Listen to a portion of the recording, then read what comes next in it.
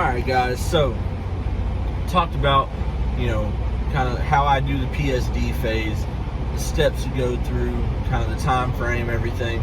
Once you go and get that trifecta, and we're moving on to be the TNT phase, right? What we're trying to train to be is safe, effective, and efficient.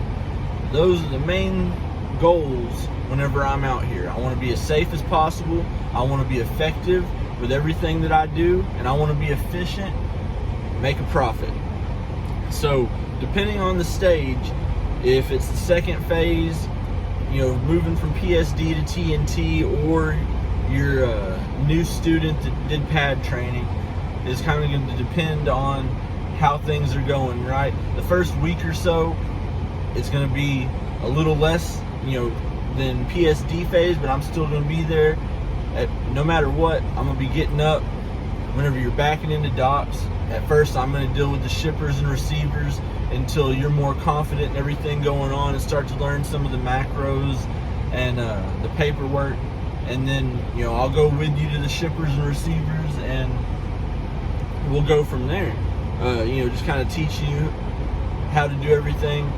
Now, pad train people, got to teach you a little bit more, because the PSD and then moving into TNT, you're already going to have dealt with fuel, and you're going to know, I'm going to at least have talked to you about the things that I have to do as far as macros and the paperwork. Not expecting you to learn it during PSD, but just so that you're hearing about it. So, repetition, it helps you to have it sink in more. We're going to work on our stamina. Safe driving, backing skills is the first focus. So you're going to be backing into a bunch of docks. It doesn't matter how long it takes you. If it takes you 10 pull-ups, you already got your CDL. You ain't got to worry about points. I don't care if somebody else is waiting. If we can, we'll get out of the way, let them go by, and we're going to keep on doing what we're doing. We aren't going to give up. We're just going to get it. We're going to work on that stamina. We're going to make sure that, if we're in PSD already with me, we're going to have worked on that stamina. By the time we come back, we should be driving full shifts. But if not, or if you're coming from pad training, we're going to do our best to improve as fast as we can, safely, and work on that stamina. We're going to walk through all the work tasks. Like I said, during the PSD phase, if you're coming from the pad, we're going to walk through it. Every time I'm doing something, I'm just going to show you on the tablet, or I'm going to talk to you or show you on the paperwork. I'm going to put my phone on speakerphone for the live load calls, let you see how everything's handled, and so that you can start understanding how everything goes. If you got questions, ask. I'm not a mind reader, and neither are you. That's why I explain. I'll probably over-explain everything. I'm just trying to help make sure that it gets sunk into our heads, so that we can make sure that we're safe, effective, and efficient, right? So, that's whenever we're going to start. I'm going to start shadowing, you're going to start shadowing whenever I go into a shipper or receiver, whenever I go do a washout, so that you can see how it's done. And, I'll take care of it at first, but then as you see how it's done, then we'll have you start doing it.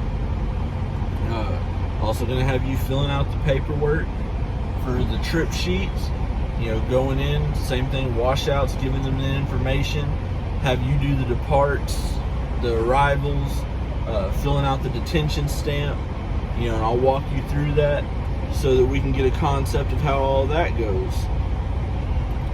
We want to be able to effective and efficiently take over the operations and perform all the responsibilities that we have out here.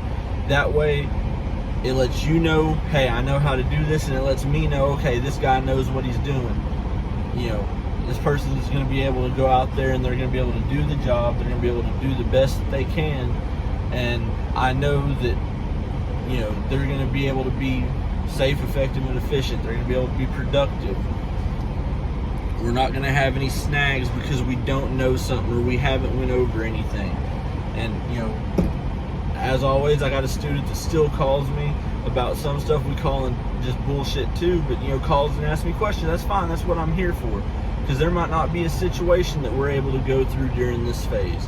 If there's not, well, call me up, shoot me a text. We're going to work it out together. I'm going to make sure that you know what's going on. If I don't have the answers, we're going to find out the answers, and we're going to fix it, make everything all right, help you not have that issue in the future, and be able to be more effective and efficient.